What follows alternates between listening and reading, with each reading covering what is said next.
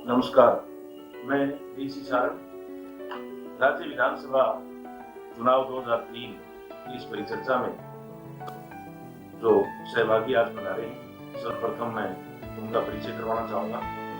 मेरे बराबर विराजे हैं श्री राजीव जी सिहाग।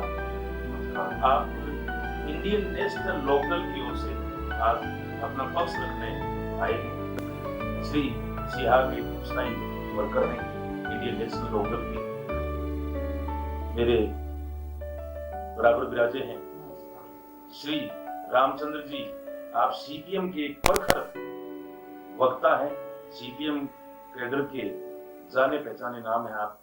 श्री रामचंद्र जी आज अपने दल का पक्ष रखेंगे। श्री संजय आर्य जी। ये जो परिचर्चाएं होती हैं इसमें सभी पार्टियां अपनी अपनी बात कहती हैं, मतदाताओं की ओर से सवाल आते हैं। ये सारी चीज कुल मिला के एक ऐसा परिदृश्य बन जाता है कि सामने बैठा व्यक्ति मतदाता जो है वो स्पष्ट बात सुनना चाहता है, तो सभी बातों का सार प्रस्तुत करने का श्री आर्य जी प्रयास करते हैं। बराबर विराजे हैं श्री बहादुर सिंह जी गोदारा साहब। श्री गोदारा बीजेपी की ओर से आज पक्ष रखने आए हैं। इस परिचर्चा में आप पहले भी पधार चुके हैं। आप टू द पॉइंट बीजेपी की मुहिम, बीजेपी का जो ये चुनावी जंग जो चल रहा है उसका सही प्रतिनिधित्व करने का प्रयास करते हैं। बराबर विराजते हैं श्री दिनेश जी भाकर। आप कांग्रेस का पक्ष रखने आज इस परिचर्चा में पधारे हैं। श्री भाकर साहब इसी विधानसभा क्षेत्र के कांग्रेस के बहुत ही उत्साही युवा वर्कर हैं। निश्चित तौर पर आज आप पर ज्यादा आपकी कंधों पर इस परिचर्चा का ज्यादा बाहर इस में रहेगा कि आप सत्ता पार्टी की ओर से रिप्रेजेंट कर रहे हैं। मैं सर्वप्रथम श्री भाकर जी से ही शुरुआत करना चाहूंगा। श्री दिनेश जी, अब चुनाव पूरी रंगत पर है। निश्चित तौर पर आपने चुनाव जीतने के जितने भी तरीके हैं, लोकतांत्रिक और नैतिक तरीके जो हैं, वो सारे तरीके झोंक दिए होंगे। इस रेस में क्या स्थिति है आपकी? इस राज्य विधानसभा चुनाव में बहुत सारी बातें, बहुत सारे नए मुद्दे हैं। आपकी पार्टी इस विधानसभा क्षेत्र में कौन कौन से मुद्दों को लेकर चल रही है और आपको अब तक ऐसा महसूस हो रहा है कि लोग आपको पुनः सत्ता सौंपेंगे, या आपकी प्रतिक्रिया चाहिए सभी मतदाता? इस चुनाव के अंदर 12 तारीख से लगे हैं। पहले जैसे कि टिकट के कारण दूसरे कैंडिडेट हैं, चाहे बीजेपी से संबंधित है या वो कांग्रेस साहब हैं, ये पहले एरिया में घूम चुके थे। हम थोड़ा लेट आए हैं, पर जिस हिसाब से हमारा आज का 8-9 दिन हुए हमारे को लगे हुए, तो उस हाल से हम गाँवों में जैसे भी गए हैं, लगभग हमने एक बार गाँव सभी है जो निकाल ली है जी। और जिस काम का जो भी हमारे मेन मुद्दे हम आप पे बोल रहे हैं, तो एक तो मेन हमारा है विकास का जी, जो हम लेके आए हैं कि कांग्रेस जो हमारे कैंडिडेट है केसी बिश्नोई जी, वो 3 ही बात को लेके गांव के अंदर जा रहे हैं। पहली बात ये है कि विकास, तो हमारा ये कहना है कि जो 5 साल के अंदर हमने जो विकास कराए हैं, जनता उसका मिलान 5 साल पिछले 8 साल से उसका मिलान कर ले। 3 साल एग्जाम दे रहे हैं, 5 साल प्रोटेस्ट दे रहे हैं। जो 8 साल में विकास हुए हैं, तो जो 5 साल में विकास हुए हैं, पूरे हल्के के अंदर कोई भी काम या शहर के अंदर, वार्ड के अंदर जहाँ भी है लेके उनके साथ हमारे साथ वो एक तरह का कंपटीशन टाइप है, उसके साथ जो भी हमने क्या काम कराए हैं उन लोगों ने क्या। नंबर 2 है भाईचारे का। तो भाई गांव में या शहर में हमने कोई पार्टीबाजी में, थाने में जाके हम कहीं खड़े हैं या कोई भी पार्टीबाजी में भाइयों का आपस में कोई प्रेम आपस में लड़ाया है या ज्यादा कोई पारिवारिक भाग नहीं लिया है जी, गांव के अंदर है या शहर के अंदर है, तो एक नेता की हैसियत से अपने तक ज्यादा सीमित रहे हैं। ये पर्सनल मामले में जाके नहीं अपने कोई जी। नंबर 3 है केसी बिश्नोई जी विधायक बने थे, तो उन्होंने यही बात की कि मैं विधायक रहूंगा, मेरे परिवार का कोई सदस्य रहेगा, तो वो उन्होंने 5 साल तक दिखाया है। अपने हल्के का जो भी आ जाए हैं, उनके परिवार का मेरे ख्याल में कोई सदस्य का नाम ही नहीं बता पाए कि ये उनको क्या लगता है, या उनके परिवार का भतीजा है या उनका बेटा है या उनका भाई है, वो यहाँ घूम रहे हैं। 5 साल के अंदर ये 3 उन्होंने वादे किए थे, उसी के आधार पर हम जाके गाँव के अंदर पब्लिक का रेस्पॉन्स क्या है? पब्लिक का विकास का तो पब्लिक मान रही है, हमारे काम में जा रहे हैं जी। चाहे वो किसी पार्टी से संबंधित संबंध रख रहे हैं। हमारे विकास को तो वो कह रहे हैं भी आपने विकास हमारा करवाया है। जी। इस विकास के काम के अंदर तो किसी गांव के अंदर हमारे कोई इसमें कोई दिक्कत नहीं आ रही। विकास का मान के चल रहे हैं कि इस मिशन ने विकास कराया, आप पिछले 5 साल से चल रहे हैं, उस विकास को लेकर चले तो उस विकास को लेकर इसमें कह रहे हैं कि जब भी इस मिशन ने विधायक बनाया उस आदमी ने विकास कराया है। वो एक पढ़ा लिखा और जो एक युवा एक आदमी ने काम के अंदर जिसका विश्वास था उसको आज तक पूरा करके आ रहा है, तो काम के आधार पे ही केसी विश्नोई जी वोट मांग रहे हैं। और पब्लिक के रुझान से आपको लग रहा है कि पुनः आपको सत्ता मिलने वाली है? बिल्कुल लग रहा है। आपने धन्यवाद दिनेश जी। आपने 3 बात कही। एक तो आप ये कह रहे हैं कि वही चिर परिचित प्रतिद्वंदी इस चुनाव में है जो पहले समय समय पर रह चुके हैं। राम जी रह चुके हैं, गोवर्धन सिंह जी रह चुके हैं, और आपका मुख्य मुद्दा ये है कि हमारे काम का कंपेरिजन करिए। धन्यवाद श्री दिनेश जी। मुख्य विपक्षी पार्टी के नाते श्री गोदारा जी, आप बीजेपी का पक्ष रखने आए और निश्चित तौर पर आपने सारे अपने पुरुष जो है, सारे जो तरीके हैं वो सारे ढोक रखे होंगे। आपकी क्या पोजीशन चल रही है इस कॉन्स्टिट्यूंसी में?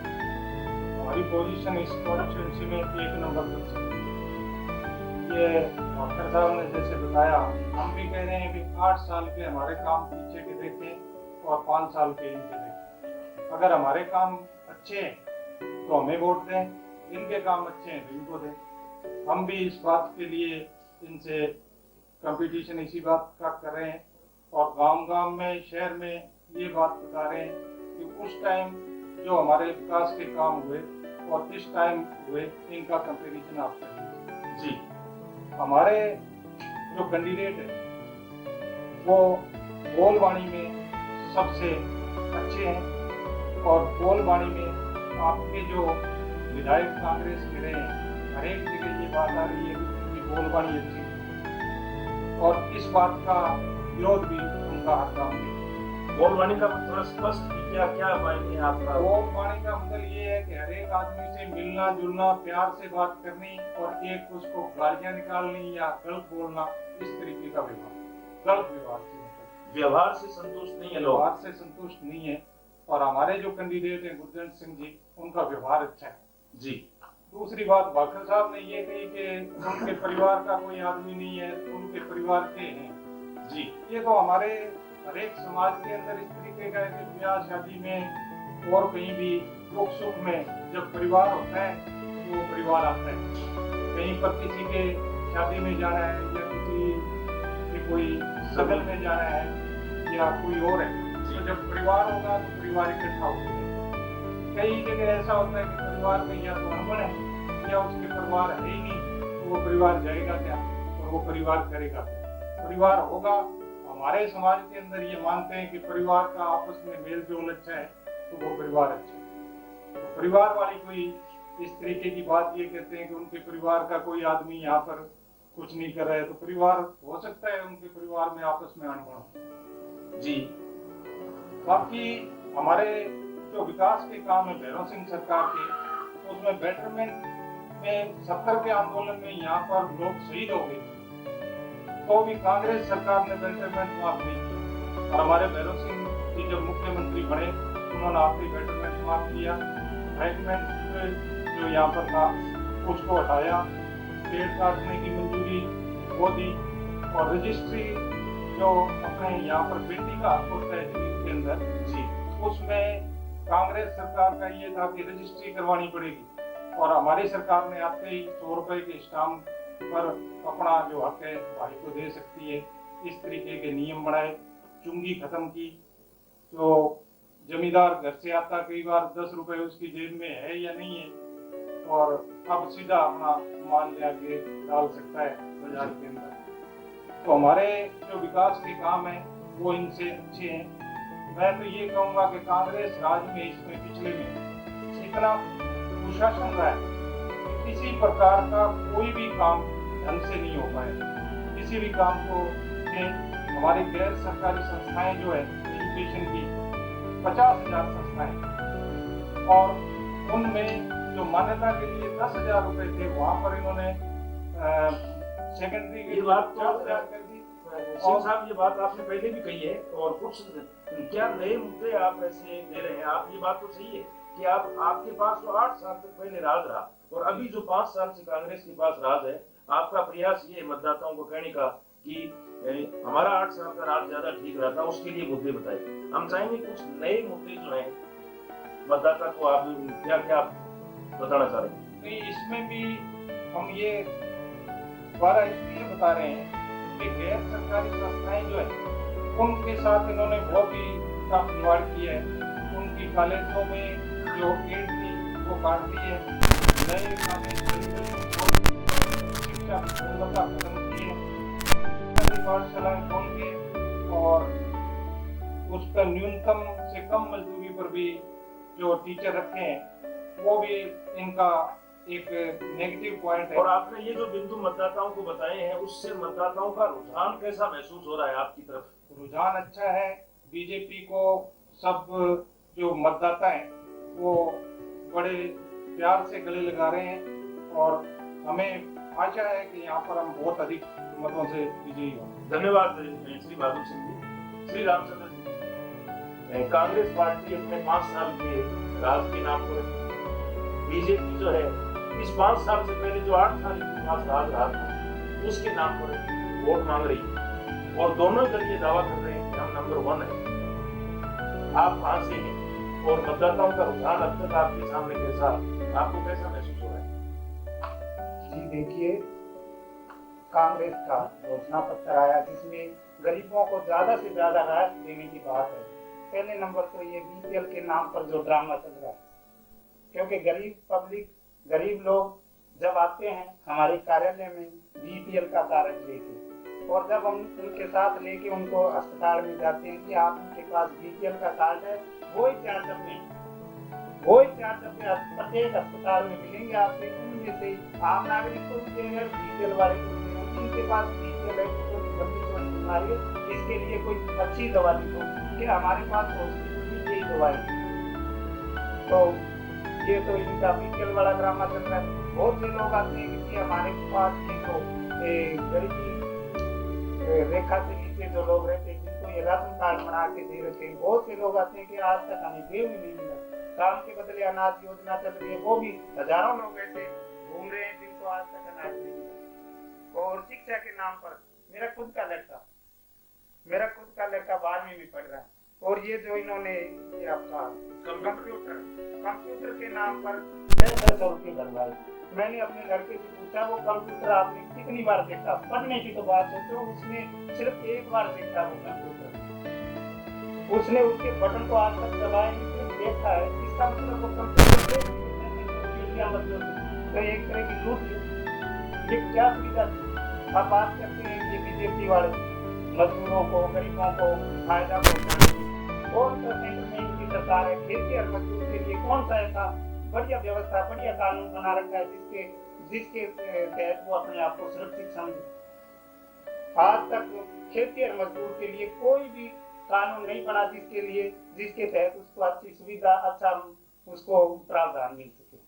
और रही बात सरदार जी की, तो जो काम अब जैसे चर्चा है कि बाजार में इनके नाम से, कोई मंगल सिंह के नाम से, कोई और सिंह के नाम से, तो ये जो हफ्ता वसूली की बात करती है, चर्चा वही होती है बाजार में। या कहीं भी आप सुनो, चर्चा वही चलेगी जो होगी, जो सच्चाई है ना उसकी चर्चा होती है।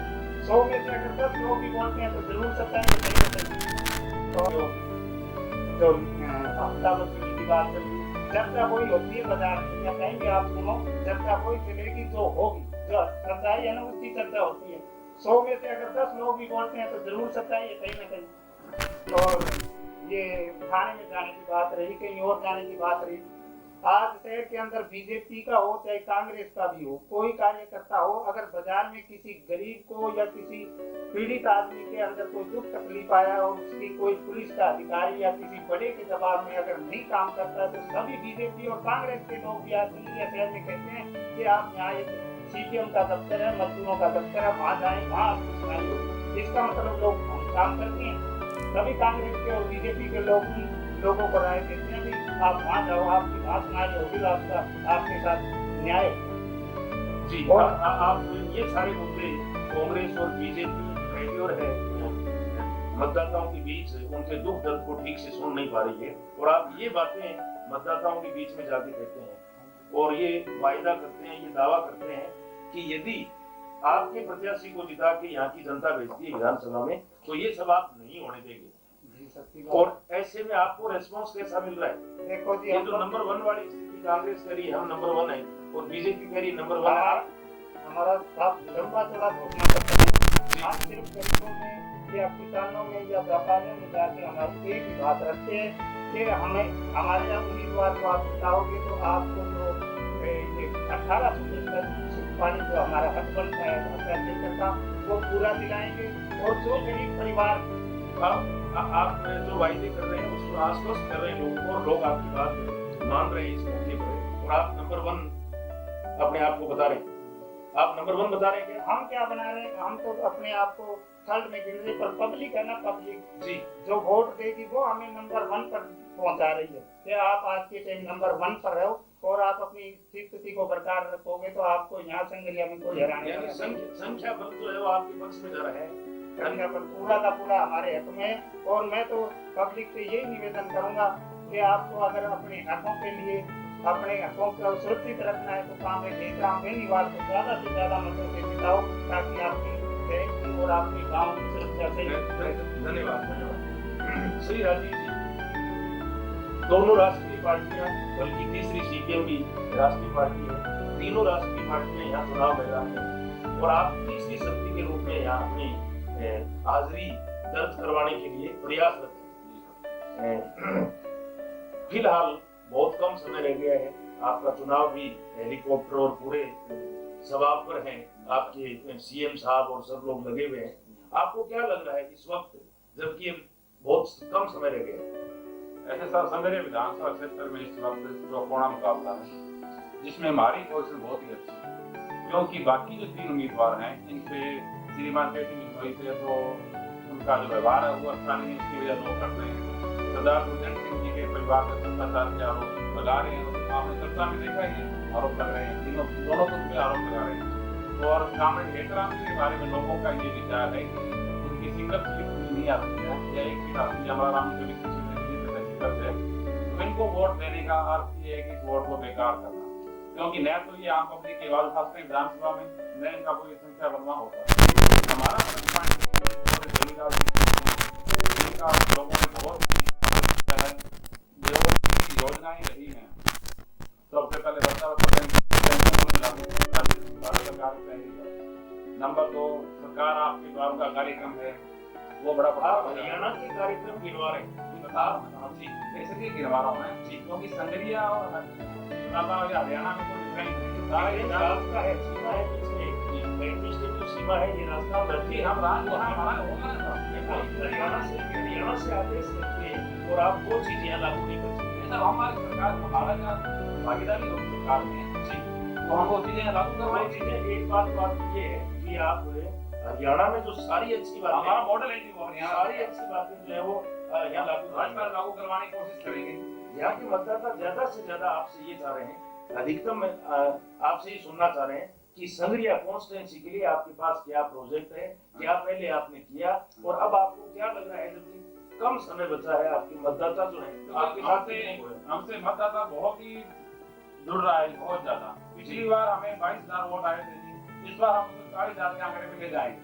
ले जाने का हमारे पास प्रोजेक्ट ये है कि हमारा जो हरियाणा सरकार जो मॉडल सरकार है, भारत के अंदर सबसे अच्छी सरकार के रूप में वो चर्चित है इस वक्त। और देवीलाल की नीतियां हैं ये आम आदमी के लिए हैं, कमेरा वर्ग के लिए हमेशा वो नीतियां रही हैं। और उन जो मैंने आपको मेन जो बताता हूँ नीतियां जी, सरकार आपके द्वार हरिजनों को सुगन के नाम से एक योजना है, जो लड़की होने पे 500 रुपए हर महीना उसके नाम जमा होता है तो उसकी शादी पे सुगन के रूप में दिया जाता है।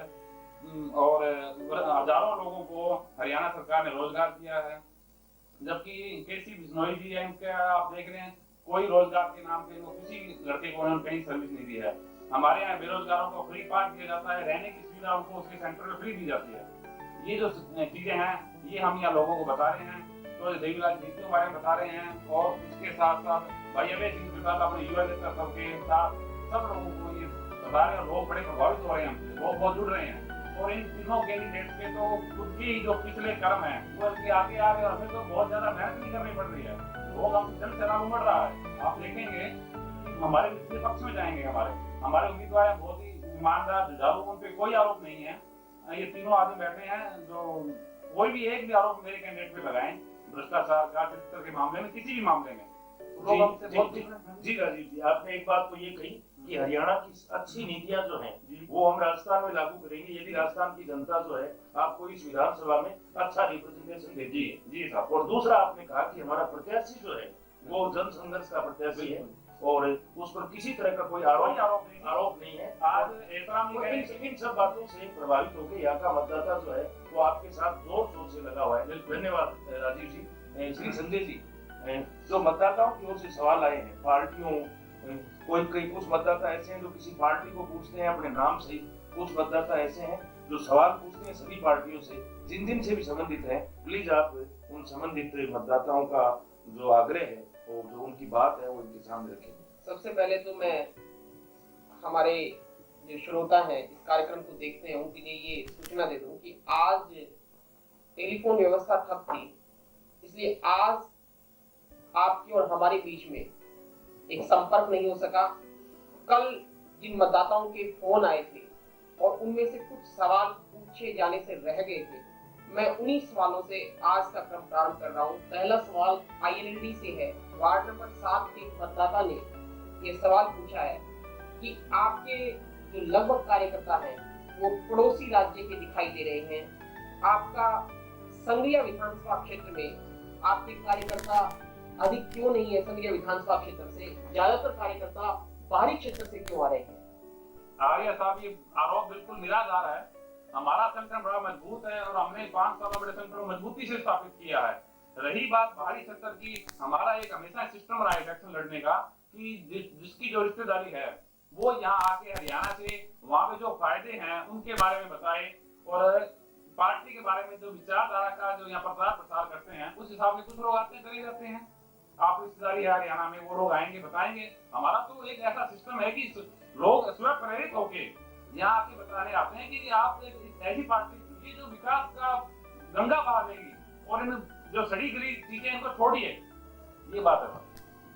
एक मतदाता का बीजेपी से सवाल है कि देश का सारा मीडिया राजस्थान में आपको बहुत पीछे बता रहा है और आपकी सरकार नहीं दिखा रहा, क्या कारण है? ऐसी स्थिति में आप अपने मतदाताओं को कैसे कन्विंस करेंगे? और दूसरा इसी से जुड़ा हुआ सवाल है उसी मतदाता का कि राजस्थान ने बड़ी मुश्किल से राजघरानों से मुक्ति पाई है, एक महारानी को आप मुखिया बनाकर इस राजस्थान को क्या परंपरा देना चाहते हैं? तो जो मीडिया का सर्वेक्षण है बहुत बार गलत हुआ है। गुजरात में गलत हुआ है, पंजाब में गलत हुआ है। तो मीडिया का सर्वेक्षण कोई हम उसको सही नहीं मान सकते। बहुत स्टेट में गलत हुआ है और अब भी गलत होगा। तो मीडिया के सर्वेक्षण के बारे में कुछ नहीं कहा जा सकता। सर्वेक्षण अब और आएंगे, वो भी हो सकता है गलत हो, पर जो यहाँ का मतदाता सरदार गुरजंट सिंह से अपेक्षाएं कर रहा है और वो इनके पिछले अपने कार्यकाल में जो इन्होंने काम करवाए थे और लोगों को वो काम याद है, वो उनसे ही इनके साथ जुड़ेंगे और इनको मत देंगे, ऐसा मेरा विचार है। कांग्रेस से एक प्रश्न है कि 1998 में कांग्रेस ने ये घोषणा की थी जब चुनाव मैदान में कांग्रेस आई कि हम फसल बीमा योजना लागू करेंगे। क्या परिस्थितियां रही कि उन्होंने अपने इस वायदे को पूरा नहीं किया?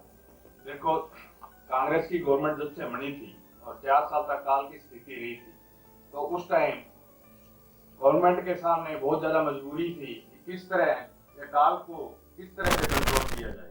और ये सभी के सामने है कि अकाल के अंदर हमने किस तरह की व्यवस्था कर और एक गरीब आदमी तक अनाज पहुंचाने की व्यवस्था की है। राजस्थान के अंदर आम आदमी के अगर आप पास जाके देखोगे तो घर में जो लोग कह रहे हैं कि हमने तो इतनी गेहूं कभी अपनी फसल में भी नहीं हुई जितनी गेहूं कि हम लोगों ने। डॉक्टर साहब, पर्टिकुलर सवाल फसल बीमा योजना के बारे में है कि क्या कांग्रेस ने वादा किया उसे पूरा किया या नहीं पूरा किया? फसल बीमा क्या किन परिस्थितियों में यदि वो वादा पूरा नहीं हो सका तो क्या आपने अपने फिर चुनाव घोषणा पत्र में उस वादे को सम्मिलित किया है?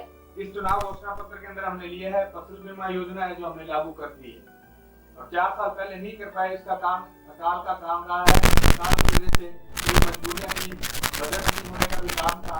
फसल बीमा योजना के अंदर 70 करोड़ रुपए का हमारे मान के चल रही है गवर्नमेंट की लॉस है जो गवर्नमेंट को आएगा और 70 करोड़ रुपए का लॉस जो कुछ सिचुएशन हमारे कोई बीजेपी सरकार ने कोई हमारे उसके अंदर कोई सुविधा नहीं थी। अगर वो बीजेपी सरकार हमारे काल के अंदर यहाँ आके और हमारे को इसके साथ देती तो क्या पता हम पहले ही लागू कर देते। 2 सवाल सभी राजनीतिक पार्टियों से हैं, जो भी इसका उत्तर देना चाहे वो स्वेच्छा से उत्तर दे सकती है। एक सवाल तो राजनीतिक व्यवस्था पे है कि राजनीतिक दलें जब टिकट बांटते हैं तो उस टिकट के लेने के लिए शक्ति प्रदर्शन के रूप में हजारों लाखों रुपए खर्च किए जाते हैं, पार्टी फंड में करोड़ों चंदा दिया जाता है। यह सब कर ये जो प्रत्याशी बनने आते हैं वो जनता की सेवा करने का मौका चाहते हैं। ये कौन सा तरीका है देशभक्ति का, सेवा भक्ति का, और किस तरह से ये परिपूर्ण होगा? कहीं न कहीं जबरिया नेतृत्व करने जैसी बात दिखाई देती है। ये सवाल है दौलतराम सारस्वत, वार्ड नंबर 18 से। संग्रिया देखो जी, जो टिकटों के लिए बीजेपी और कांग्रेस में पैसा बांटा जाता है, लोग चंदा देते हैं बड़े बड़े लीडर्स को करोड़ों रुपए में। हमारे संग्रह विधान में चर्चा चली थी कि करोड़ दिया, 50 लाख दिया। वो लोग जनता का शोषण करेंगे, खून पिएंगे, उन्हीं से पूरा करेंगे जी। टैक्स के रूप में, रिश्वत के रूप में, भ्रष्टाचार के रूप में ये व्यवस्था तो बंद होनी ही चाहिए जी। मेरा सोचना ये है कि उनके दिमाग में सिर्फ एक ही बात रहती है, पार्टी के मुताबिक। आपकी पार्टी तो ऐसा नहीं है। हमारी पार्टी का तो तरीका ही है ना जी जी जी। हमारी पार्टी में तो लोकल जो पार्टी के सदस्य हैं वो तय करते हैं हम इसको चुनाव लड़ाना। हो सकता है हमारा संख्या में यहाँ उस व्यवस्था पर कोई टिप्पणी करना चाह रहे थे आप?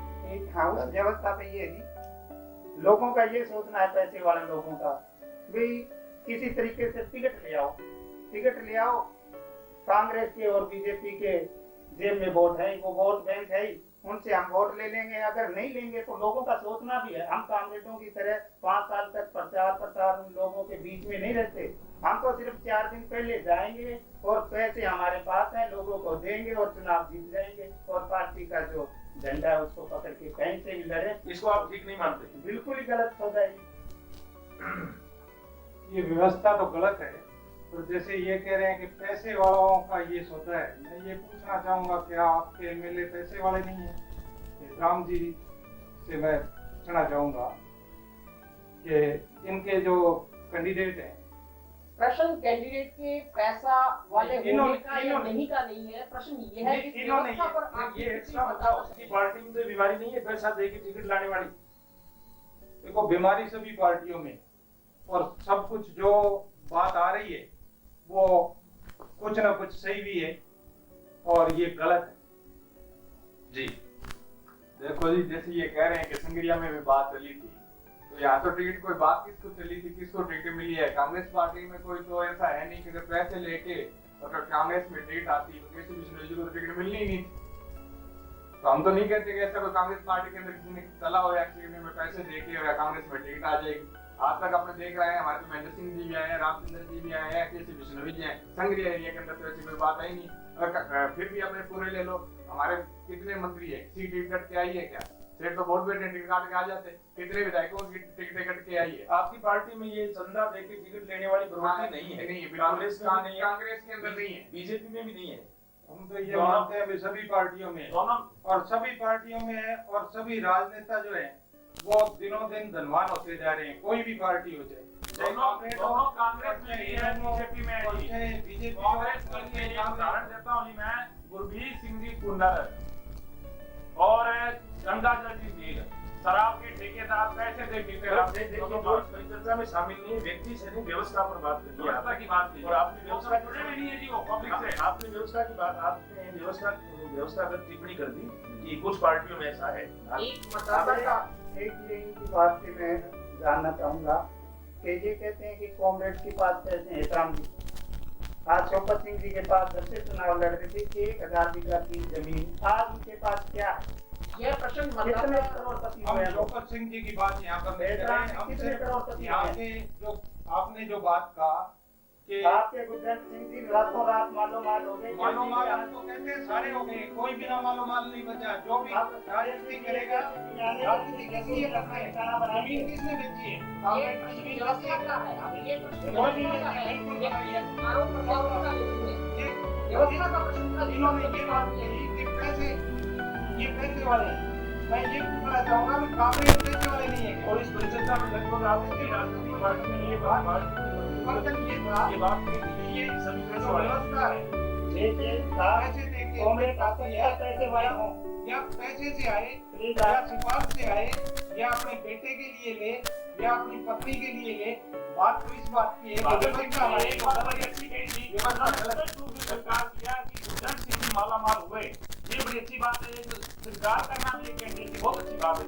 हम तो ये कहते हैं सभी मालामाल हुए, कोई भी ऐसा नहीं है जो मालामाल नहीं हुआ है। राजनीति में जो आए आप ये सवाल करने के लिए ही आते हैं। डॉक्टर साहब, राजनीति में पैसे के लिए आते हैं लोग, मालामाल होने के लिए। हमारे पे है जी, जिस गरीब के पास पैसा है, मैं उससे कोई मैं उससे में आपको इसमें अपने क्या बात है बोले मैं मार्केट में कोई लाभ नहीं है 5 साल से कम नहीं है, कोई भी कैंडिडेट ने आपके सामने बैठे इस्लाम की बात हमारे पे कोई इस तरह कांग्रेस को कोई आरोप नहीं है, हमारे पे नहीं है, हमारे पे कोई काम आप उन्होंने खरीद लिया और उन्होंने खरीदा जब हमने उसमें बनाया, कब बनाया हमने देखो ना, हम सरकार में नहीं तब बनाया पैसे सरकार ने तब बनाए, आपने जब पैसे गवर्नमेंट ने लेके आए 5 सालों की रोटी से हम बना दिया।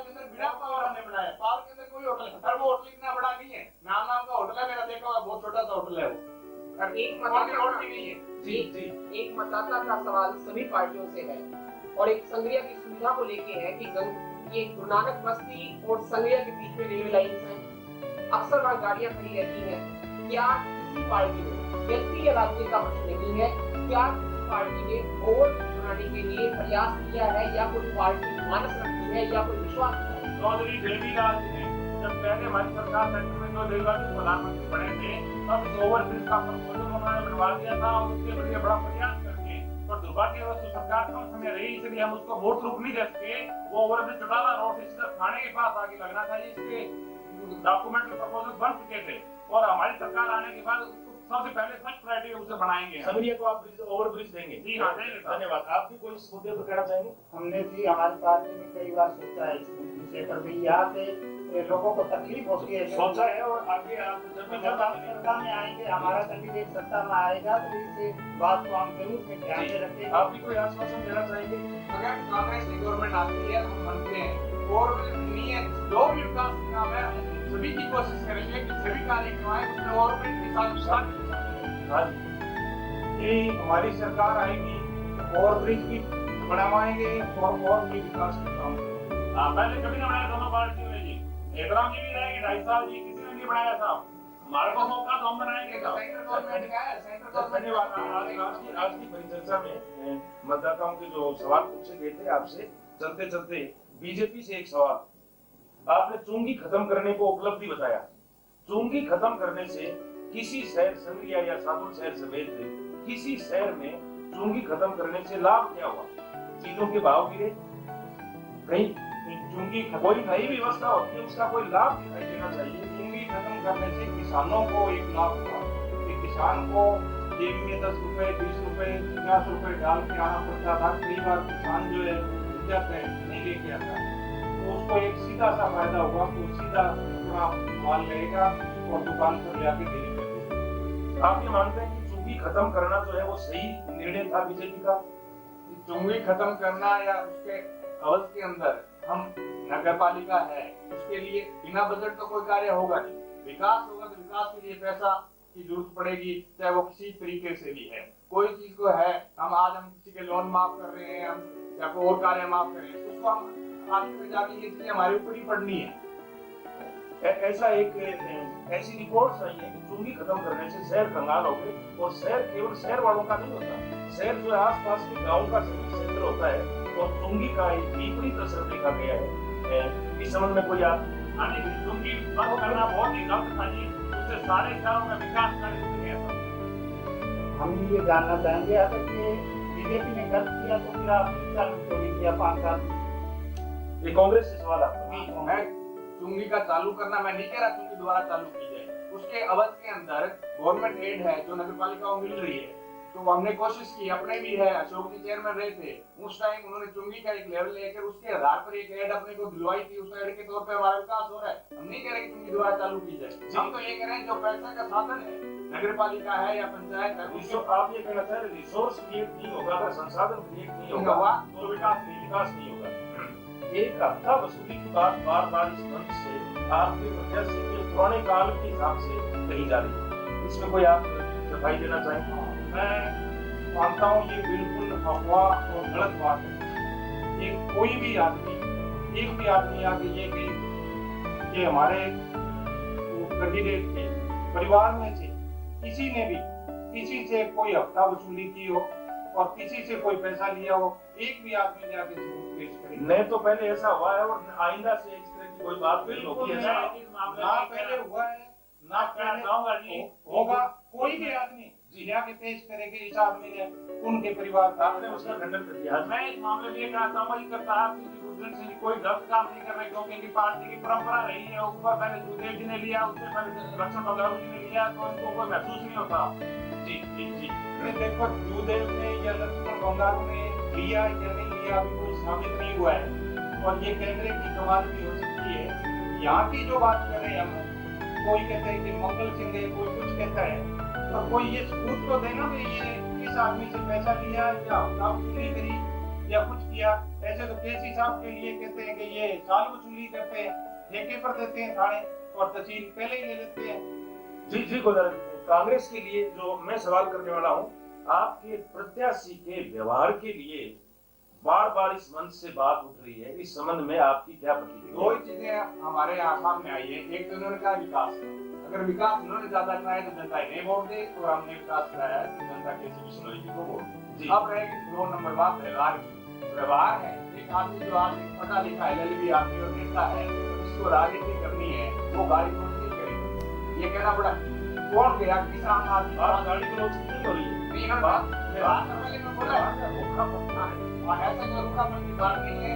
एक आदमी के आश्वासन नहीं देना, अगर रूखापन है तो आप रूखापन मान सकते हैं। झूठे आश्वासन हम नहीं देते हैं। और बाकी उसके बाद जैसे उन्होंने लोगों में आम जनता की केसी बिश्नोई का व्यवहार है वो बहुत खराब है, उसके लिए भी केसी जी जाते हैं तो वो अपना चोला लेकर के, अगर मेरी गलती है, मेरे आम आदमियों के साथ हुई है तो मेरा छोटा भाई समझ के मुझे माफ करें। उनके व्यवहार में वो बात नहीं है जो आम आदमी कहता है। आम आदमी जो चर्चा में बात है, अगर फिर भी उनसे कोई गलती वो कहे मेरे से किसी को कोई चोट पहुंची है तो उसके लिए वो माफी मांग रहे हैं। पहले अपने का सिक्कोड़ों की माफी मांग नहीं सिर्फ इसका और वो तो हमारे कार्यकर्ता आम आदमी कौन है इसके साथ का व्यवहार रूखा है, इस पर आप कुछ करेंगे क्या? प्रत्येक इनका वर्कर्स, प्रत्येक इनका कार्यकर्ता उनकी जुबानी सुनते हैं कि हमारे साथ ये शुरू किया, हमारे साथ ये शुरू किया, हमें गाड़ी कांग्रेस के कार्यकर्ता करे, आप वही करते हैं। आपके सामने तो कभी निकाल, आपके साथ तो नहीं बात। देखो आम पब्लिक का ये कह नहीं रहे, ये हमारी चिंता कर रहे हैं, हमारी चिंता हम करेंगे, हमारी चिंता ये जो कर रहे हैं। और आप अगर हमारे को कहता हूँ आपके जो एमएलए साहब है पर्टिकुलर कार्यकर्ताओं के लिए नहीं है, आम पब्लिक के लिए है, जबकि आपका यहाँ कोई ठोर ठिकाने नहीं है कि आपसे कहाँ मिलने जाए। वो देखो मुझे ही बताइए केसी बिश्नोई जी का एक ही बात पूछना चाहूंगा, उनका आवास स्थान कहाँ है, मुझे बता दें कि वो ठिकाना है उसका। देखो आप सुनते ही नहीं। ये तो मैं बता रहा हूँ ना, आप कह रहे हो कितनी भी अकाल का टाइम आया, मंत्री जी गाँव में कितनी बार के एक काम चंद्र जी आप एक कांग्रेस पर पहुंच रहे थे, वो कह रहे थे आपको मंत्री ने संभाला, वो काम कितना तो मेरे को तो रोज जाते गाड़ी आप बारिश के टाइम में आपने इतना हो जाते हैं, चुनाव में आपने रकम नहीं है, बारिश के टाइम आए काम के टाइम में नहीं आते। बात करती है और जाना आवाज का है, जीवन करी के आवाज आप करता तो ना संघीय आवाज का है। और जहाँ काशीराम जी का आवास संघीय विधान क्षेत्र में है ना, काशीराम जाकर का आवास संघीय विधान क्षेत्र में है, आपके पड़ोसी है भाखरावाड़ी से हरिपुरा क्या दूर है? आप संघीय बात तो संघीय में हमारे कहाँ पे है संघीय वो जनाब? सभी लोग जानते हैं, अभी वो कंस्ट्रक्शन हुई है, अभी सभी लोग जानते हैं। पैसा नहीं है ना, बहुत बड़ा पैसा आप लोगों ने करा दिया। आप हमारे को धोखा लगा छोड़ी रही है फ्लैट की हाँ तो हमने तो झोपड़ी बनाई है ना। एरिया मंडी के अंदर 20,000 लोग किराए के मकान में रह रहे हैं, आप क्यों नहीं रह सकते? आप क्यों नहीं रह सकते मुझे बताइए। गांधी जी आप पूछ कर क्या कहना चाह रहे हैं? मैं ये कहना चाह रहा हूँ केसी बिश्नोई जी का व्यवहार बहुत ही खराब है। जन करता है कि वो बहुत ही बदला पहुंचते हैं, गाड़ी क्रॉस करते हैं और उनका जनता से कोई संपर्क नहीं और है। इसका पहले विदेश ने जवाब दिया कि हमारे प्रत्याशी के बारे में इस तरह की कोई बात नहीं है। रूखा व्यवहार इसलिए है कि वो झूठा आश्वासन नहीं देते। शायद दिनेश खान जी हम यही कहना चाह रहे थे। और जहाँ तक आवास की बात है, मेरे ख्याल में ये भी आपकी क्लियर हो गई। आपने इनके बारे में पूछा और इन्होंने आपको पूछ लिया। धन्यवाद। आप कुछ रामचंद्र जी अंतिम चर्चा का समय हो गया, चर्चा का बोलिए। इससे पहले भाकर जी को वो हरिपुरा गांव के जो इन्होंने बताया, इसके बारे में बताना चाहूंगा। वहाँ मंत्री जी गए, बाकर जी अपनी बात और वहाँ 6,000 रुपए की लोगों को देने की घोषणा की और वहाँ से करके उन लोगों से वादा और जैसे दिया है 5 लाख रुपए मिलते हैं कि वो लोग सारे इकट्ठे होकर हमारे कार्य में पहुंचे कि आज तक किसी ने वो वादा किया, आज तक हम लोग धन्यवाद। ये चीज पैसे की बात की थी और पैसा मंजूर होगा, चुनाव में से बटाओगे, चुनाव के लिए चुनाव में पैसा बच जाएगा। वो पैसे चुनाव के बाद इन लोगों से वोट लेके फिर देंगे। इससे पहले वो वो तो मंजूर हो चुका है। हो गया। धन्यवाद। समय की सीमा ध्यान रखनी पड़ती है। श्री आर्य जी, आज हमने आधा घंटे क्या बातचीत की, मतदाता उसका सार जानना चाहिए। सभी ने आरोप प्रत्यारोप भी किए, सभी ने अपने विकास की बात भी कही, किसी ने नागरिकों के संरक्षण की बात कही। जहां तक लोकतांत्रिक ढांचे में लोकतांत्रिक नेतृत्व की बात है, आम मतदाता उससे 2 प्रकार की अपेक्षाएं रखता है। पहली अपेक्षा नागरिकों के संरक्षण की, उनके अधिकारों के संरक्षण की, और दूसरे विकास। और विकास में 2 मसले सम्मिलित हैं, एक ढांचागत विकास और एक दूरगामी परियोजनाएं। मैं जहाँ तक समझता हूँ, यहाँ जो बातचीत हो रही है वो ढांचागत विकास की हो रही है, दूरगामी परियोजनाएं मतदाताओं को होती है। सभी मतदाता, आपके क्षेत्र का मतदाता, चाहे कोई भी रहे, तभी खुशहाल रहेगा जब उसके लिए आप लंबी परियोजनाएं देंगे और उन्हें सफल बनाएंगे। धन्यवाद आर्य जी। आज की परिचर्चा में सभी राजनीतिक पार्टियों के प्रतिनिधियों ने अपने अपने पक्ष को जोरदार ढंग से रखा। मतदाता सब जानता है, मतदाता जानता है किसका व्यवहार कैसा है, मतदाता ये भी जानता है कि कौन कहाँ रह रहा है। मतदाता साफ तौर पर राजनीतिक एनालिसिस करने की स्थिति में पहुंचता जा रहा है। जो दिन कब रहे उस हिसाब से निश्चित रूप से मतदाता सब चीजों को तोड़ मोल करके और सही डिसीजन करेंगे। और जो अच्छा है, 1 तारीख को इलेक्ट्रॉनिक वोटिंग मशीन के जरिए उस पर मोहर लग जाएगी, वो मोहर लग जानी है। धन्यवाद श्री राजीव जी, आपने नेशनल लोकदल का आपने पक्ष रखा। श्री रामचंद्र जी, आपने सीपीएम के अपने प्रयासों के बारे में मतदाताओं को पुनः स्मरण कराया कि हम 5 साल आपके साथ थे। श्री संजय जी, आपने जो सार रखा और विशेषकर उन मतदाताओं की जिन्होंने सवाल पूछे थे, वो उन मतदाताओं की मूल भाव जो है उन मतदाताओं का इन सबके सब महानुभावों के सामने रखा। श्री बहादुर सिंह जी, आपने बीजेपी का अच्छा सा पक्ष रखा। आपने अपने प्रत्याशी के बारे में, भाजपा की नीतियों के बारे में, और आप मुख्य विपक्षी दल है राजस्थान में, इस बात का भी मतदाताओं को एहसास कराया कि हम विगत 5 वर्षों में कांग्रेस के एक ही काम पर नजर रखे हुए थे।